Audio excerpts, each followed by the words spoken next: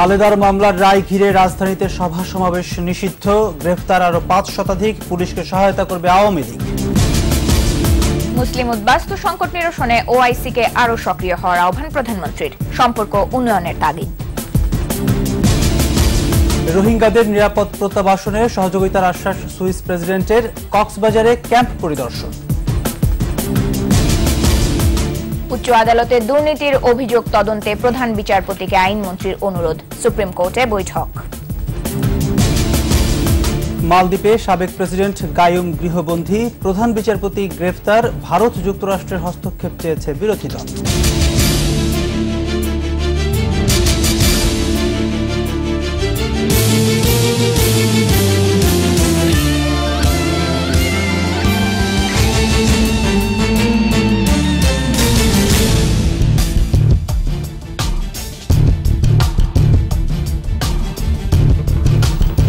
শুনছিলেন first security ইসলামী bank limited সংবাদ শিরোনাম। আমন্ত্রণ জানাচ্ছি সন্ধ্যা ৭টার ২১ সংবাদে। আপনাদের সাথে আছি আমি প্রণব চক্রবর্তী এবং আমি নুসরাত উর্মি। এগিয়ে চলো কল্পনার রাজ্যে। এছাড়া সংবাদে আরো থাকছে, ভেজাল খাবার খেয়ে নানা জটিল রোগে আক্রান্ত শিশু কিশোররা, দীর্ঘমেয়াদে ক্যান্সারের আশঙ্কা, অভিযান চালানোর তাগিদ।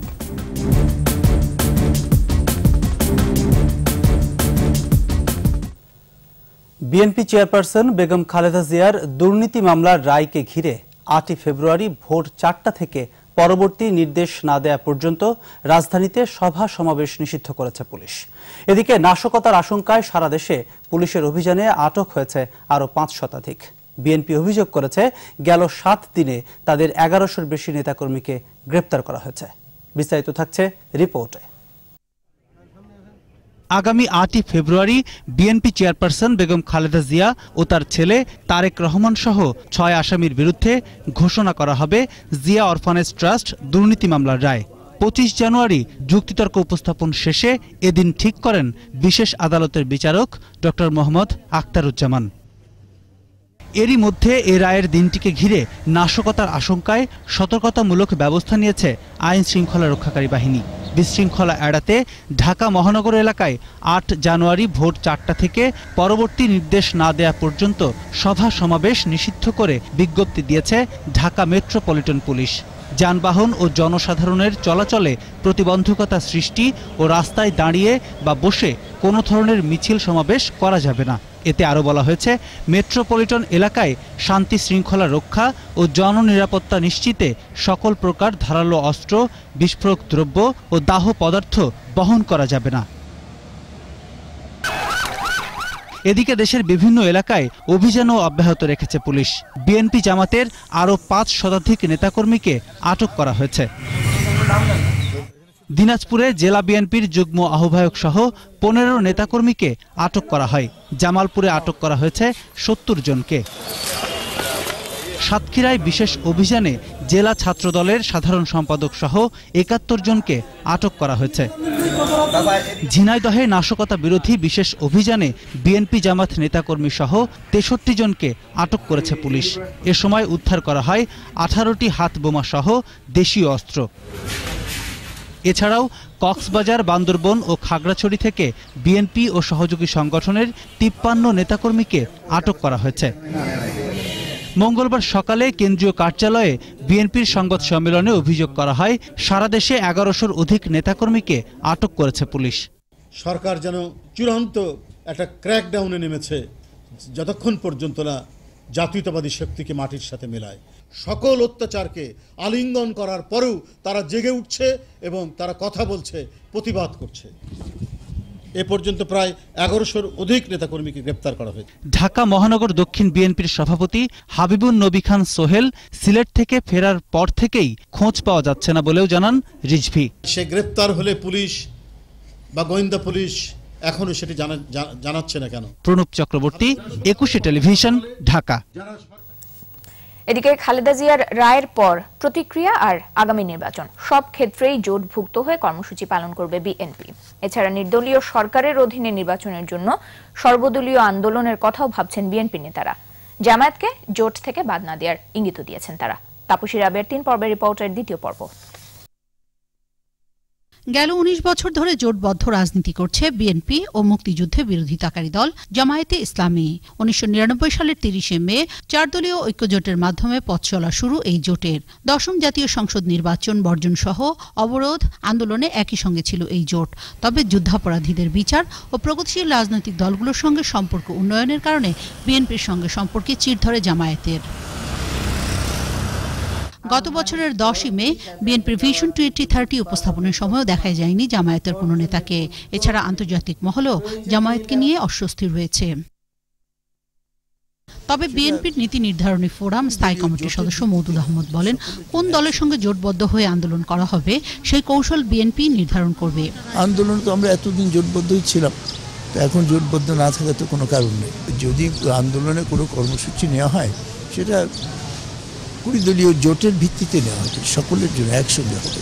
স্থায়ী কমিটির আরেক সদস্য আমির খসরু মাহমুদ চৌধুরীর মতে, আন্দোলনের মাধ্যমে মানুষের ভোটাধিকার ফিরিয়ে আনাই এখন মূল কাজ। এবং একদলীয় বাকশাল আবার পুনঃপ্রবর্তনের একটি পরিকল্পনা। ঘরে আগুন লেগেছে, আগুন নেবানোর জন্য বাংলাদেশের যত শক্তি আছে, যারা আগুন নেভাতে আসবে আমি মনে করি সবাইকে স্বাগত জানানো উচিত। এখানে দলমত নির্বিশেষে নীতি নৈতিকতার কথা না ভেবে এই আগুন নেভাতে যারা আসবে সকলকে স্বাগত জানানো উচিত। অতীতে আন্দোলন, নির্বাচন ও সরকার গঠন এই ৩ প্রক্রিয়ায় জামায়াতকে ভাবা হলেও দলটির নিবন্ধন না থাকায় এখন আন্দোলন ভিত্তিক সম্পর্কের কথাই ভাবা হচ্ছে বলে জানান বিএনপির শীর্ষ নেতারা। তাপসী রাবেয়া, একুশে টেলিভিশন, ঢাকা। দুর্নীতি মামলায় খালেদা জিয়ার রায় ঘিরে নাশকতার চেষ্টা হলে জনগণের জানমাল রক্ষায় পুলিশকে আওয়ামী লীগ নেতাকর্মীরা সহায়তা করবে বলে জানিয়েছেন সাধারণ সম্পাদক ওবায়দুল কাদের।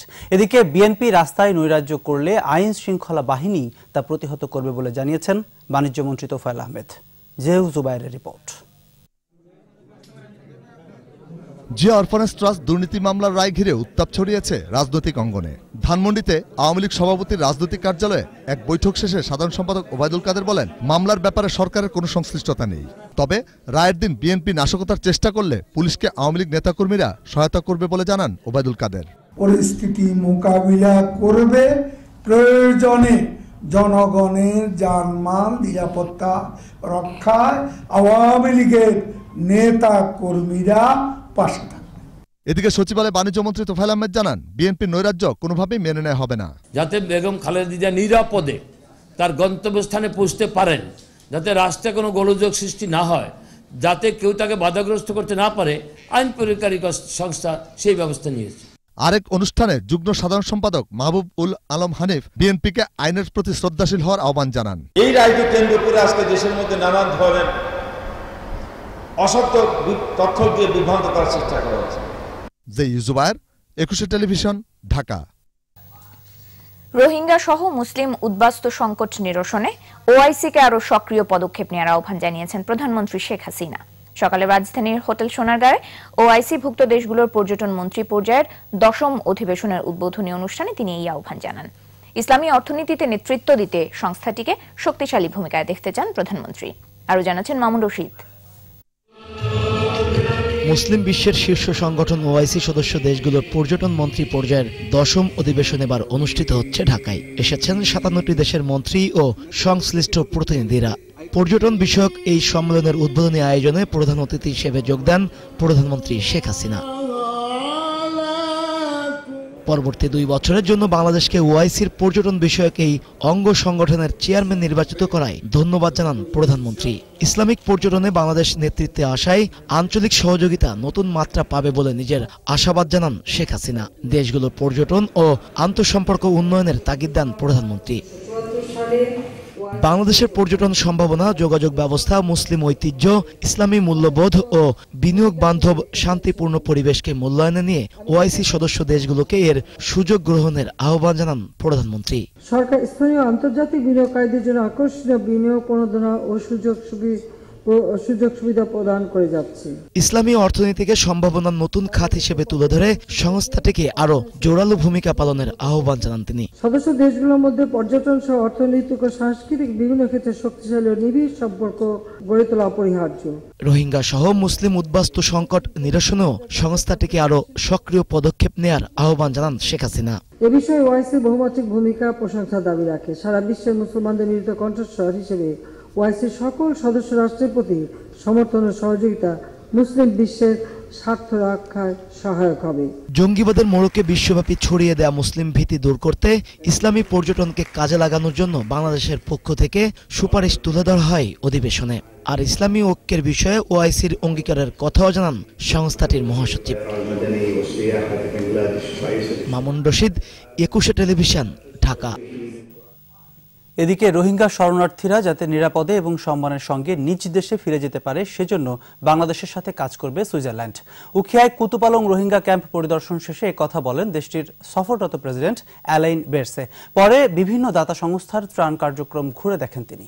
কক্সবাজার প্রতিনিধি আব্দুল আজিজের রিপোর্ট, জানাচ্ছেন শতরূপা দত্ত। মিয়ানমার থেকে আসা রোহিঙ্গাদের অবস্থা পরিদর্শনে সকাল 11টার দিকে কক্সবাজার আসেন সুইস প্রেসিডেন্ট। পরে কক্সবাজার সদর জেলা হাসপাতাল পরিদর্শন করেন অ্যালিন বেরসে।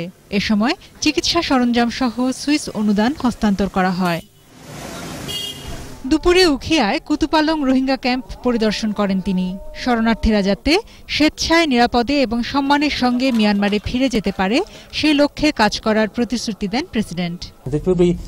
Important that all returns are voluntary, that they are safe and that they are dignified.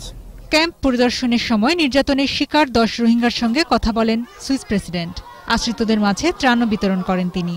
এ সময় পররাষ্ট্রমন্ত্রী এইচ মোহাম্মদ আলী, সংস্কৃতি মন্ত্রী আসাদুজ্জামান নূর সহ দুই দেশের ঊর্ধ্বতন কর্মকর্তারা উপস্থিত ছিলেন। Desk report, 21 television. উচ্চ আদালতে অনিয়ম ও দুর্নীতির বিষয়ে অ্যাটর্নি জেনারেলের অভিযোগ তদন্ত করতে প্রধান বিচারপতিকে অনুরোধ জানিয়েছেন আইনমন্ত্রী আনিসুল হক। প্রধান বিচারপতি সৈয়দ মাহমুদ হোসেনের সঙ্গে সাক্ষাতের পর মন্ত্রী জানান তার আশা প্রধান বিচারপতি বিষয়টি দেখবেন। শাকের রাজ্য রিপোর্টস। সুপ্রিম কোর্টের নবনিযুক্ত প্রধান বিচারপতি সৈয়দ মাহমুদ হোসেনের সঙ্গে সৌজন্য সাক্ষাৎ করেন আইনমন্ত্রী আনিসুল হক। প্রধান বিচারপতিকে অভিনন্দন জানান মন্ত্রী। এ সময় বেশ কিছু বিষয়ে আইনমন্ত্রীর সঙ্গে আলোচনা হয় প্রধান বিচারপতির। পরে তাদের বৈঠকের বিস্তারিত জানান মন্ত্রী। তিনি বলেন, অ্যাটর্নি জেনারেল সুপ্রিম কোর্টের দুর্নীতি অনিয়ম নিয়ে যে অভিযোগ এনেছেন তা তদন্ত করতে প্রধান বিচারপতিকে অনুরোধ করেছেন তিনি। আমি যেটা মাননীয় প্রধান বিচারপতিকে বলেছি সেটা হচ্ছে যে এই অভিযোগগুলি তদন্ত করার প্রয়োজন আছে এবং সকলেই যখন এক কথা বলছে এটা আপনি তদন্ত করবেন। এর আগে ঢাকা রিপোর্টার্স ইউনিটিতে ল রিপোর্টার্স ফোরামের মিট দ্য প্রেসে আইনমন্ত্রী বলেন, ডিজিটাল নিরাপত্তা আইনের 32 ধারা সাংবাদিকদের ঘায়েল করার জন্য নয়। 32 ধারায় গুপ্তচর বৃত্তি, এটা তো সাংবাদিকদের ঘায়েল করার জন্য কোনো আইন করা হয় নাই। আপনারা কেন এটা আপনাদের ঘাড়ে নিচ্ছেন? ইনভেস্টিগেটিভ রিপোর্টিং যদি আপনারা করেন এবং সত্য উদ্ঘাটন করেন তাহলে পরে আমি ছোটখাটো হলেও তো একজন আইনজীবী, আমি আপনাদেরকে বলতে পারি যে আপনাদেরকে section 32 of the digital security অ্যাক্টের মধ্যে ফেলতে পারবে না। 32 ধারায় যদি কোনো সাংবাদিকের বিরুদ্ধে মামলা হয় তবে তার পক্ষে মামলা লড়বেন বলেও মন্তব্য করেন আইনমন্ত্রী। 32 ধারা is not targeted towards journalist. দরকার হলে এটা আইনের মধ্যে নিয়ে আসা হবে। দুর্নীতি মামলায় খালেদা জিয়ার রায়ের সঙ্গে সরকারের কোনো সংশ্লিষ্টতা নেই বলে জানান আইনমন্ত্রী। সাবজুডিস মামলার ব্যাপারে কোনো কথা বলছি না। শাকের রাজ্য, 21 টেলিভিশন, ঢাকা। এবার মালদ্বীপ সংকট প্রসঙ্গ। জরুরি অবস্থা জারির মধ্যে গ্রেফতার করা হয়েছে মালদ্বীপের প্রধান বিচারপতি সহ বেশ কয়েকজন বিচারককে। গৃহবন্দী করে রাখা হয়েছে সাবেক প্রেসিডেন্ট আব্দুল গায়ুমকে। সংকট নিরসনে ভারত ও যুক্তরাষ্ট্রের সহায়তা চেয়েছেন বিরোধী দলীয় নেতা সাবেক রাষ্ট্রপতি মোহাম্মদ নাশিদ। রাজনৈতিক বন্দীদের মুক্তি দিতে আদালতের আদেশ মেনে না নেয়ায় দেশটির প্রেসিডেন্টের সাথে সুপ্রিম কোর্টের সম্পর্কে টানাপোড়েন শুরু হয়। জরুরি অবস্থা জারির পর পরিস্থিতি আরও জটিল হয়ে ওঠে। আরও জানাচ্ছেন মহিতুন রিয়া। বিরোধী দলের 9 নেতাকে মুক্তি দিয়ে সুপ্রিম কোর্টের আদেশকে কেন্দ্র করে বিভক্ত হয়ে পড়েছে পুরো মালদ্বীপ। পার্লামেন্টের সংখ্যাগরিষ্ঠতা হারানোর ভয়ে আদালতের এই আদেশ শুরু থেকেই অগ্রাহ্য করে আসছে দেশটির প্রেসিডেন্ট আব্দুল্লাহ ইয়ামিন। ফলে দু দলে ভাগ হয়ে যায় বিচার বিভাগ ও সরকার। এর প্রেক্ষিতে পাল্টাপাল্টি বিক্ষোভ করে সরকার ও বিরোধী দলের সমর্থকরা। সরকারের পক্ষ নিয়ে পার্লামেন্ট দখলে নেয় সেনাবাহিনী। এক পর্যায়ে সোমবার রাতে 15 দিনের জন্য জারি করা হয় জরুরি অবস্থা। এরপর পরে গ্রেফতার হন দেশটির প্রধান বিচারপতি আব্দুল্লাহ সাইদ সহ বেশ কয়েকজন বিচারক। এর আগে গৃহবন্দী করা হয় ৩০ বছর ক্ষমতায় থাকা সাবেক প্রেসিডেন্ট আব্দুল গায়ুমকে। জরুরি অবস্থা জারির ফলে দেশটির সংবিধানে বর্ণিত নাগরিক অধিকারের বেশ কিছু বিধান অকার্যকর হয়ে পড়েছে। এর মধ্য দিয়ে সন্দেহভাজনদের গ্রেফতার ও আটক করার ক্ষেত্রে একতরফা ক্ষমতা পেল আইনশৃঙ্খলা রক্ষাকারী বাহিনী। বর্তমান রাজনৈতিক বন্দীদের মুক্ত করতে ভারতের সামরিক হস্তক্ষেপ চান সাবেক প্রেসিডেন্ট মোহাম্মদ নাশিদ। একই সাথে তিনি মালদ্বীপের সঙ্গে সব ধরনের বাণিজ্যিক লেনদেনের ওপর অবরোধ আরোপ করতে যুক্তরাষ্ট্রের প্রতি আহ্বান জানান। এদিকে মালদ্বীপের রাজনৈতিক অস্থিরতায় সেদেশে অবস্থানরত বাংলাদেশিদের সতর্ক থাকার পরামর্শ দিয়েছে বাংলাদেশ দূতাবাস। প্রয়োজনে 9603320859 নম্বরে যোগাযোগ করতে বলা হয়েছে। জরুরি অবস্থা জারির পর সতর্ক প্রতিক্রিয়া জানিয়েছে যুক্তরাষ্ট্র, যুক্তরাজ্য ও চীন। মহিতুন রিয়া, 21 টেলিভিশন। সংবাদে ইসলামী ব্যাংক বিরতি। যখন ফিরছি তখন অন্যান্য খবরের সঙ্গে আরো থাকবে। ডিজিটাল নিরাপত্তা আইনে হয়রানির কিছু থাকলে বিষয়টি বিবেচনা করবে সরকার, অ্যাটকোর সাথে বৈঠকে তথ্যমন্ত্রী। ৩০ বছর বসবাসের পর যুক্তরাষ্ট্রে বাংলাদেশি অধ্যাপক গ্রেফতার, আতঙ্কে প্রবাসীরা।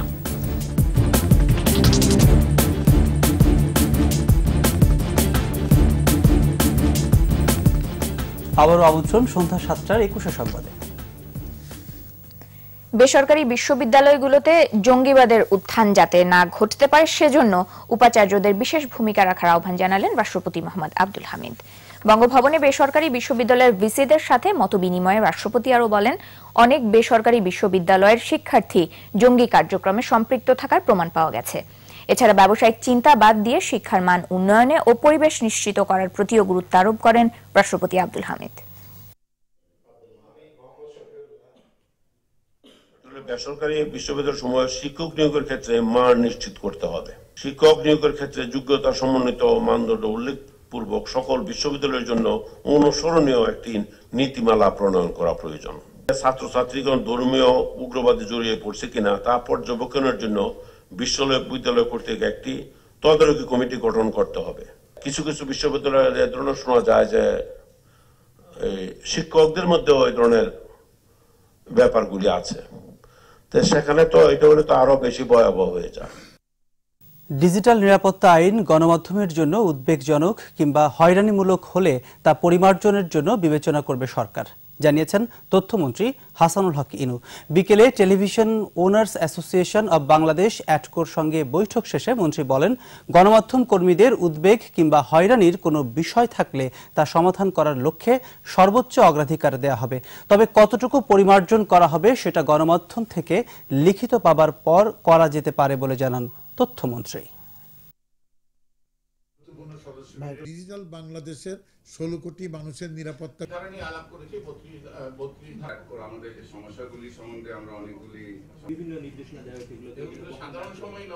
ডিজিটাল নিরাপত্তা আইনের ভিতরে কোনো কিছু যদি আপনাদের উদ্বেগজনক মনে হয় অথবা সমস্যা মনে হয় এবং অথবা এই আইনটাকে আরো পরিমার্জন করার প্রয়োজন মনে করেন, তাহলে আমরা মনে করি যে এই ব্যাপারে আপনারা লিখিত আকারে আপনারা তথ্য মন্ত্রণালয়কে দিবেন। আমরা বিষয়টা সংশ্লিষ্ট কর্তৃপক্ষের কাছে সঙ্গে আলোচনা করে সাহায্য করব এই আইনটা চূড়ান্ত করার সময় আপনাদের প্রস্তাবগুলো বিবেচনায় রাখতে। প্রেসিডেন্ট ট্রাম্পের বিতর্কিত অভিবাসন নীতির শিকার হলেন বাংলাদেশি প্রবাসী অধ্যাপক সৈয়দ আহমেদ জামাল। ওয়াশিংটন পোস্টের এক প্রতিবেদনে এই তথ্য উঠে এসেছে। সৈয়দ আহমেদ জামাল কানসাস অঙ্গরাজ্যের একটি বিশ্ববিদ্যালয়ে রসায়নের অধ্যাপক। তাকে গ্রেফতারের পর আতঙ্ক ছড়িয়ে পড়েছে গোটা কমিউনিটি জুড়ে। আজহারুল ইসলামের রিপোর্ট। মেয়েকে স্কুলে নামিয়ে দিয়ে নিজের কর্মস্থলে যাবার প্রস্তুতি নিচ্ছিলেন অধ্যাপক সৈয়দ আহমেদ জামাল। এ সময় কাস্টমস এবং ইমিগ্রেশন বিভাগের কর্মকর্তারা গ্রেফতার করেন তাকে। শিশুকন্যাসহ পরিবারের সদস্যদের সামনে থেকেই হাতকড়া পরিয়ে তাকে নিয়ে যাওয়া হয়। ওয়াশিংটন পোস্টের এক প্রতিবেদনে উঠে এসেছে এমন তথ্য। প্রায় ৩০ বছর ধরে যুক্তরাষ্ট্রে বাস করা সৈয়দ আহমেদ জামাল ক্যানসাস শহরের একটি বিশ্ববিদ্যালয়ের রসায়নের অধ্যাপক। তিনি আণবিক জীববিজ্ঞান এবং ফার্মাসিউটিক্যাল ইঞ্জিনিয়ারিং বিষয়ে স্নাতক ডিগ্রি লাভ করেন। গ্রেফতার হওয়ার আগ পর্যন্ত সৈয়দ আহমেদ জামাল অস্থায়ী ওয়ার্ক পারমিটে ছিলেন। স্থানীয় একটি হাসপাতালে গবেষণার কাজও করেন তিনি। সৈয়দ জামাল বৈধভাবে যুক্তরাষ্ট্রে প্রবেশ করলেও 2 বার ভিসার মেয়াদ পার হয়ে যায় বলে জানিয়েছে স্থানীয় পুলিশ। এছাড়া 2011 সালে দেশ ত্যাগের বিষয়ে বিচারকের আদেশ অমান্য করেন। বিষয়টি পুরনো হলেও চার্জ গঠন করা হয় সোমবার। জামালের বিরুদ্ধে কোনো ধরনের অপরাধমূলক অভিযোগের রেকর্ড নেই বলে দাবি করেছেন তার আইনজীবী। আর মার্কিন সমাজে ইতিবাচক অবদান রাখার জন্যই জামালকে থাকার অনুমতি দেওয়া হয়েছে বলে জানান তিনি। এদিকে প্রায় 30 বছর যুক্তরাষ্ট্রে থাকা অধ্যাপক সৈয়দ জামাল গ্রেফতারের পর আতঙ্ক ছড়িয়ে পড়েছে গোটা কমিউনিটি জুড়ে। আজহারুল ইসলাম, 21 টেলিভিশন। এবার আমাদের সাপ্তাহিক আয়োজন সোশ্যাল ইসলামী ব্যাংক লিমিটেড জনসচেতনতা।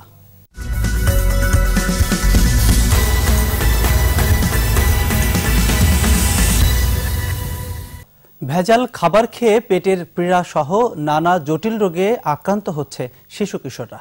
শিশুদের বাইরের খোলা খাবার না খাওয়াতে অভিভাবকদের পরামর্শ দিয়েছেন চিকিৎসকরা। তারা বলছেন নিয়মিত এসব খাবার খেলে দীর্ঘমেয়াদে ক্যান্সারেরও আশঙ্কা রয়েছে। এজন্য জনসচেতনতা বাড়ানোর পাশাপাশি নিয়মিত ভ্রাম্যমাণ আদালতের অভিযান পরিচালনা করারও আহ্বান তাদের। তৌহিদুর রহমানের রিপোর্ট। রাজধানীর প্রায় সব স্কুল কলেজের সামনে এরকম ফুচকার দোকান দেখা যায়। ঝালমুড়ি, চটপটি, ফুচকা নাকি এসব শিক্ষার্থীদের পছন্দের খাবার। বিভিন্ন এলাকার শিক্ষার্থীরা ফুচকা খেতে চলে আসে বেইলি রোডের খোলা দোকানে। এদের মধ্যে দুপুর 12টায় ফুচকা দিয়ে দিনের প্রথম খাবার খায় এই শিক্ষার্থী। আমরা খিদা লাগে না, তার জন্য খাই না। তবে এইসব খাবার অস্বাস্থ্যকর এমনটা জানলেও স্বাদের জন্য নাকি খেতে হয়। এই খাবারগুলো তো অস্বাস্থ্যকর, এটা জানি, তারপরও সবাই খায়, কারণ মজা লাগে, এই জন্যই তো খাই। আপনার পছন্দের খাবারগুলো? এই তো ফুচকা, বেলপুরি, ঝালমুড়ি, এগুলাই। সকালে ঘুম থেকে উঠে কি খাইছো? Fried rice. চটপটি ও ফুচকায় রং মেশানো হয় বলে অভিযোগ খোদ ফুচকা ব্যবসায়ীর। ওটা একটা মেডিসিন জাতীয়, যেমন আপনার টেস্টিং সল্ট, যেমন আর জাস্ট লবণ। ক্ষতিকর দিক জেনেও সন্তানদের কারণে খাওয়াতে বাধ্য হন বলে জানান এই অভিভাবক। দেশটা খারাপ হইলো, কিছু করার নেই, বাচ্চারা তো খায়, ওরা তো না দিলেও দেখা যায় অনেক সময় ডিস্টার্ব করে। এসব খাবার খেয়ে শিশুরা বিভিন্ন রোগে আক্রান্ত হচ্ছে বলে জানান চিকিৎসক। এটা হাই ক্যালোরি, হাই কার্বোহাইড্রেট, অথবা আমি বলবো যে হাই প্রোটিন ডায়েট হয়। এটা কখনো ব্যালেন্স খাবার না। খাদ্য বিক্রিতে মান নিশ্চিত করতে সরকারের প্রতি আহ্বান জানান তিনি। সচেতনতামূলক। তৌহিদুর রহমান, 21 টেলিভিশন, ঢাকা। এবার 21 গ্রন্থমেলার খবর।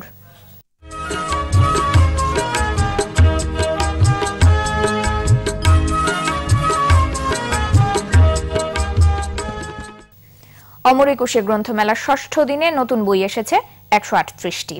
এ নিয়ে মেলায় প্রকাশিত নতুন বইয়ের সংখ্যা দাঁড়িয়েছে 540-এ। বাংলা একাডেমি ও সোহরাওয়ার্দী উদ্যান প্রাঙ্গণে দর্শনার্থীদের ভিড় অন্যান্য দিনের তুলনায় কিছুটা কম ছিল, তবে যারা মেলায় এসেছেন তারা বই কিনে ফিরছেন বলে জানান বিক্রেতারা। আগামী সপ্তাহ থেকে পাঠকদের ভিড় বাড়বে বলে আশা তাদের। এদিকে মেলার মূল মঞ্চে অশ্বিনী কুমার দত্তের জীবন ও কর্ম নিয়ে আলোচনা হয়েছে। এতে মূল প্রবন্ধ পাঠ করেন অধ্যাপক বদিউর রহমান। আলোচনায় অংশ নেন কবি আসাদ চৌধুরী ও জাতীয় বিশ্ববিদ্যালয়ের উপাচার্য ডক্টর হারুন রশিদ সহ বিশিষ্টজনেরা। দর্শক, গ্রন্থমেলায় আছেন আমাদের সহকর্মী আকবর হোসেন সুমন। সুমন, আজকে মেলায় নতুন বই কি কি এসেছে?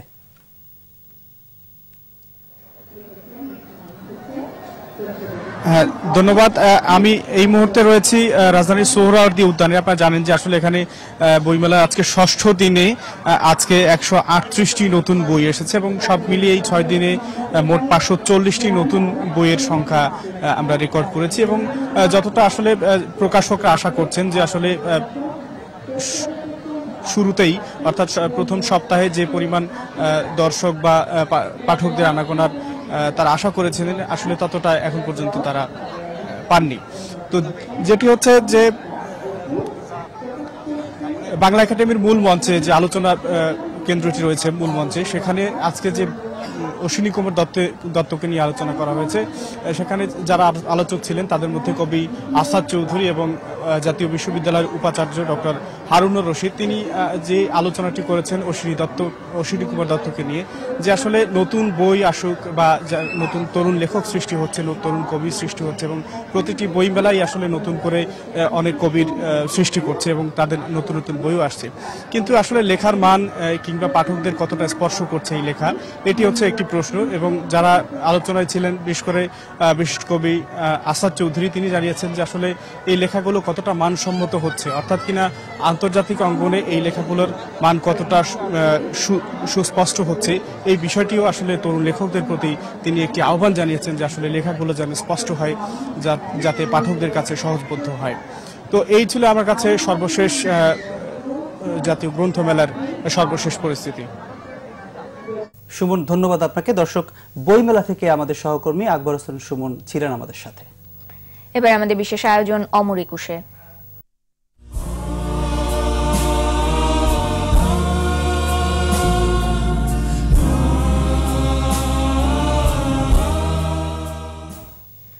ভাষা আন্দোলনে শহীদদের স্মরণে নির্মিত কেন্দ্রীয় শহীদ মিনার দেশের অনেক আন্দোলনের ঐতিহাসিক স্থান হলেও সারা বছর পড়ে থাকে অযত্ন আর অবহেলায়।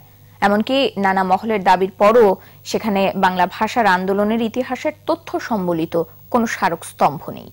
একুশের চেতনার চর্চা না থাকা আর পরস্পরের প্রতি অবজ্ঞা এর মূল কারণ বলে মনে করছেন ভাষা সৈনিকেরা। প্রণব চক্রবর্তীর আরও একটি রিপোর্ট। 1952 সালের 21শে ফেব্রুয়ারি মায়ের ভাষা বাংলাকে রক্ষার দাবিতে 144 ধারা ভঙ্গ করে রাজপথে নামে বাংলা মায়ের দামাল ছেলেরা। কিন্তু নিমিষেই পুলিশের গুলিতে রফিক, শফিক, বরকত, জব্বারদের রক্তে রঞ্জিত হয় রাজপথ। শহীদদের স্মৃতি রক্ষায় প্রথম গড়ে ওঠা শহীদ মিনার তৎকালীন পুলিশ গুড়িয়ে দিলেও বিভিন্ন পথ পরিক্রমায় স্বাধীনতার পর 1972 সালে হামিদুর রহমানের নকশায় গড়ে ওঠে স্মৃতির মিনার। প্রতি বছর প্রভাত ফেরিতে ভোরের শিশির মারিয়ে খালি পায়ে শহীদদের প্রতি শ্রদ্ধা জানায় গোটা জাতি।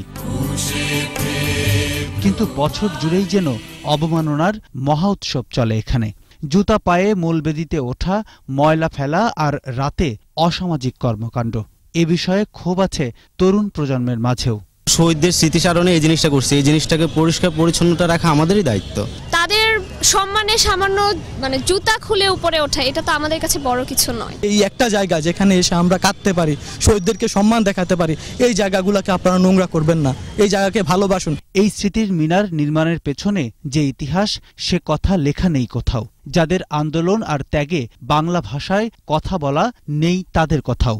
21-এর চেতনার চর্চা না থাকায় শহীদ মিনারের প্রতি অবজ্ঞার জন্ম দিচ্ছে বলেই মনে করেন এই ভাষা সৈনিক। ভাষা আন্দোলন হচ্ছে মুক্তিযুদ্ধের প্রথম পদক্ষেপ। আজকে বাংলা ভাষা সর্বস্তরে তো দূরের কথা, অফিস, আদালত, দোকানপাট, ঘর বাড়ি সর্বত্র দেখবেন ইংরেজিতে লেখা। আমরা ইংরেজি বাংলা মিশিয়ে একটা জগা খিচুড়ি ভাষায় কথা বলি। এই জিনিসগুলো আমাদের অভিভাবকদের কি কোনো দায়িত্ব নেই? আমাদের শিক্ষকদের কি কোনো দায়িত্ব নেই? আজ পর্যন্ত ভাষা শহীদদের কোনো সংখ্যা নিরূপণ করা হয় নাই।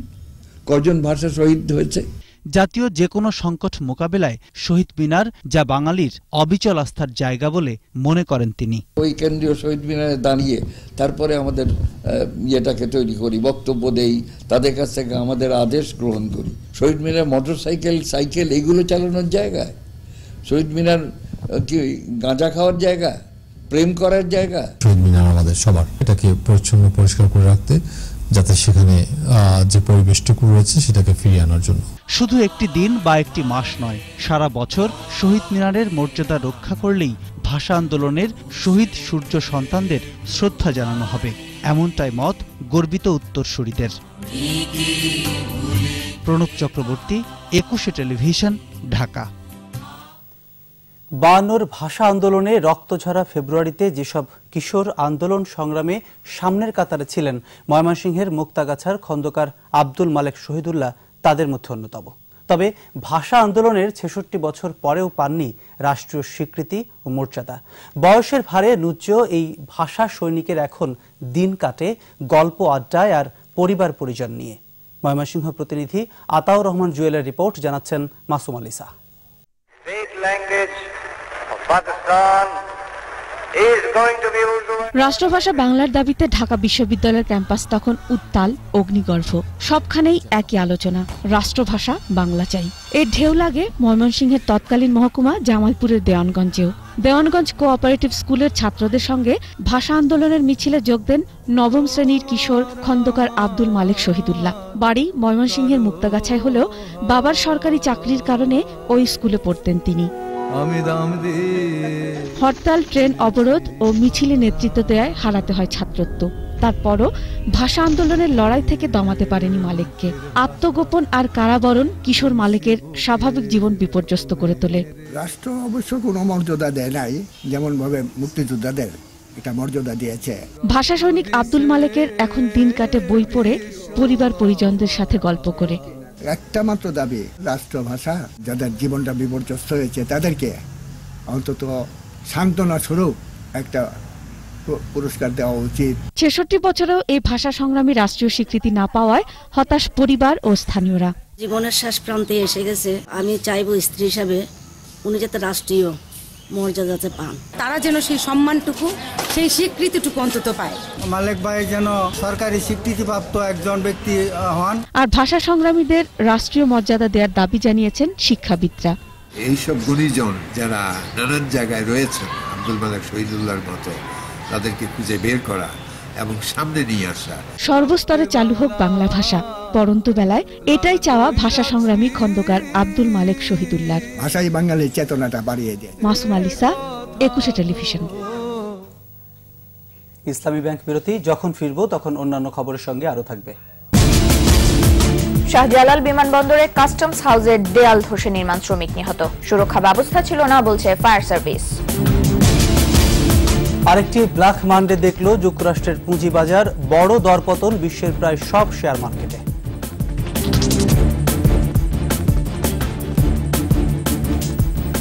আপনারা দেখছেন সন্ধ্যা 7টার 21 সংবাদ। হযরত শাহজালাল আন্তর্জাতিক বিমানবন্দর কাস্টমস হাউসের সীমানায় একটি ড্রেনের নির্মাণ কাজের সময় দেয়াল ধসে এক শ্রমিকের মৃত্যু হয়েছে। মঙ্গলবার সকালে ড্রেনের নির্মাণ কাজ শুরু হয়। এ সময় পুরনো দেয়াল শ্রমিকদের উপর ধসে পড়ে। কয়েকজনকে আহত অবস্থায় বাংলাদেশ মেডিকেল কলেজ হাসপাতালে নেওয়া হয়। সেখানে চিকিৎসকরা মোস্তফা নামে 50 বছর বয়সী এক শ্রমিককে মৃত ঘোষণা করেন। নালায় পানি থাকায় ড্রেনের ভেতরে থাকা শ্রমিকদের সরাতে গিয়ে বেগ পেতে হয় বলে জানিয়েছে ফায়ার সার্ভিস। নির্মাণ কাজের সময় শ্রমিকদের সুরক্ষা ব্যবস্থা ছিল না বলেও জানান ফায়ার সার্ভিসের কর্মকর্তারা। এবারে বাণিজ্য সংবাদ।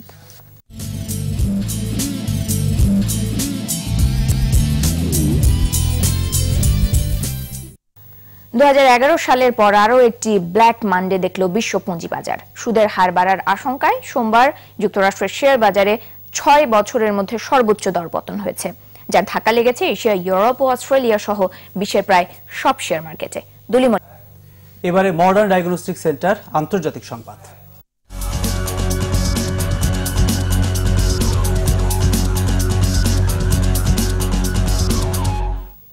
ভারত নিয়ন্ত্রিত কাশ্মীরের কেন্দ্রীয় কারাগার থেকে হাসপাতালে নেয়ার পথে হামলা চালিয়ে জঙ্গি গোষ্ঠী লস্কর ই তৈয়বার একজনকে ছিনিয়ে নেওয়া হয়েছে। এ সময় নিহত হন 2 পুলিশ কর্মকর্তা। পুলিশ জানায়, সকালে চিকিৎসার জন্য লস্কর ই তৈয়বার জঙ্গি পাকিস্তানি নাগরিক নাভেদ জাট সহ 6 জনকে কারাগার থেকে হাসপাতালে নেওয়া হচ্ছিল। হাসপাতালের ভেতরে প্রবেশের পরই নাভেদের এক সহযোগী পুলিশকে লক্ষ্য করে গুলি শুরু করে। এ সময় ঘটনাস্থলে এক পুলিশ কর্মকর্তা নিহত হয়। পরে হাসপাতালে মারা যান আহত আরেক পুলিশ কর্মকর্তা। ওই সময় পালিয়ে যায় নাভেদ। পুরো এলাকায় তল্লাশি চালাচ্ছে পুলিশ। 2014 সালে কাশ্মীরের কুলগাম থেকে নাভেদ জাটকে গ্রেফতার করা হয়। তার বিরুদ্ধে বেশ কিছু সন্ত্রাসী হামলার অভিযোগ রয়েছে। খেলার খবর জানাচ্ছেন তাসনিম আফিফা।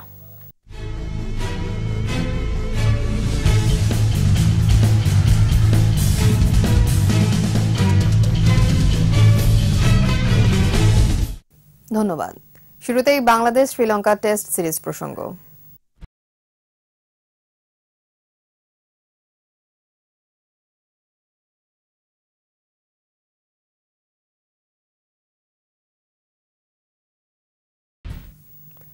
জাতীয় দলে সাফল্য পেতে হলে যে কোনো পরিস্থিতি মোকাবেলা করে সামনে এগিয়ে যেতে হবে বলে মন্তব্য করেছেন মুশফিকুর রহিম। মিরপুরের সংবাদ সম্মেলনে এক প্রশ্নের জবাবে এ মন্তব্য করেন তিনি। টেস্টের অধিনায়কত্ব হারানোর পর এখন উইকেট কিপিংও করছেন না, এতে নির্ভর হয়ে ব্যাটিংয়ে মনোযোগ দেওয়া সহজ হয়েছে বলে জানান মুশফিক। দায়িত্ব কমে যাওয়ার ব্যাপারটিকে সহজভাবে মেনে নিয়েছেন উল্লেখ করে মুশফিক জানান, কেবল ব্যাটিং করার চ্যালেঞ্জ উপভোগ করছেন। এদিকে দ্বিতীয় টেস্টকে সামনে রেখে মিরপুরে অনুশীলন করেছে বাংলাদেশ ও শ্রীলঙ্কা দল। চট্টগ্রামে সিরিজের প্রথম টেস্ট ড্র হয়েছে। আমরা মুখিয়ে আছি সেকেন্ড টেস্টে ভালো করার জন্য এবং ইনশাল্লাহ এভরি চান্স যে আছে আমাদের 1-0 আপ হয়ে অ্যাটলিস্ট মানে এই টেস্টটা জিতে নেওয়া ইনশাল্লাহ। যে উইকেটেই খেলেন না কেন আমরা অনেক ভালো মতো এক্সিকিউশনটা করতে হবে, যেটা কিনা আমরা উইকেট থেকে সেটা বের করে নিয়ে আসতে পারি এবং আমার আশা থাকবে এই উইকেটটা যেটাই অফার করুক না কেন সেটাই যেন আমরা ক্যাপিটালাইজ করতে পারি। এই ছিল আমার কাছে খেলার খবর। ফিরছি মূল খবরে। ধন্যবাদ আফিফা। এই সাথে শেষ করছি সন্ধ্যা 7:21 সংবাদ। যাবার আগে ফার্স্ট সিকিউরিটি ইসলামী ব্যাংক লিমিটেড সংবাদ শিরোনামগুলো আরো একবার। খালেদার মামলার রায় ঘিরে রাজধানীতে সভা সমাবেশ নিষিদ্ধ, গ্রেফতার আরো 5 শতাধিক, পুলিশকে সহায়তা করবে আওয়ামী লীগ।